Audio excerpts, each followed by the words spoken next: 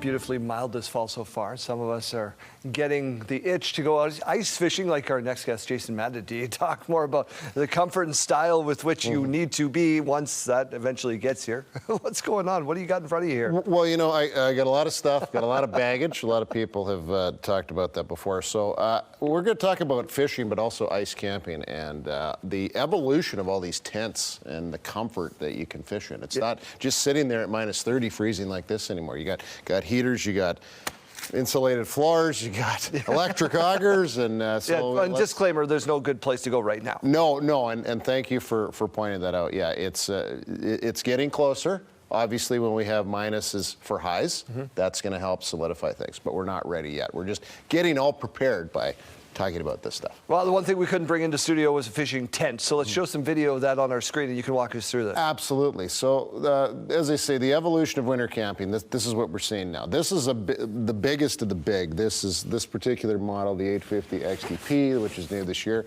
It's got these cool doors that you can slide things in and out. Normally, you had to step over things, so it was kind of a tripping hazard in some cases, but you got these big doors on both ends. You've got like 11 square meters of fishing space.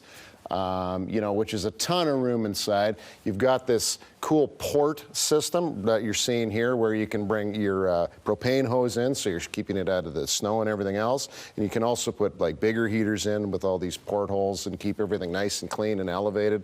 And yeah, it's just become super comfortable these days. I mean, look at the room. You can see Jeff and I there. We could have a conference inside, probably with the entire staff of the morning show. Yeah. And we'd all be nice and warm in there.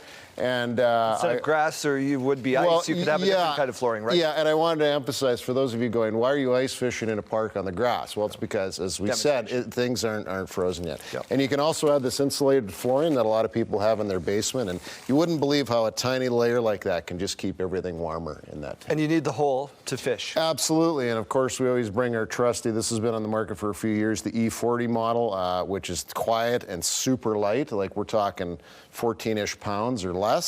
And you know, we have our tent, and this is the thing I add too, so you don't run out of propane. You can add like a regular propane tank, and then you got heat all day, and you're not messing around with those little 1-pound cylinders, which are fine if it's like -5, but if it's like 20, if it's like Saskatchewan cold. Yeah, exactly. You need to have, especially for a bigger space like that tent, you need to have more heating. And this is keeping us warm. Absolutely. Yeah. Yeah.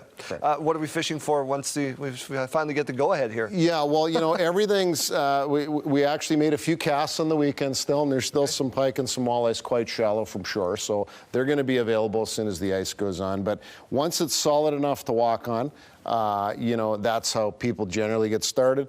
Everything's up for grabs. We're talking pike, walleye, cisco, whitefish, perch especially is another one that people are really going to want to get into. I know you got a lot of tips on your website. Shout that out. Absolutely. Getfishing.ca is our website, and that'll take you to your YouTube channel, and you'll see the tent we had. We'll have a fuller breakdown there on our YouTube channel that you can get to via getfishing.ca. Thanks for doing this. Thank you. See you next time.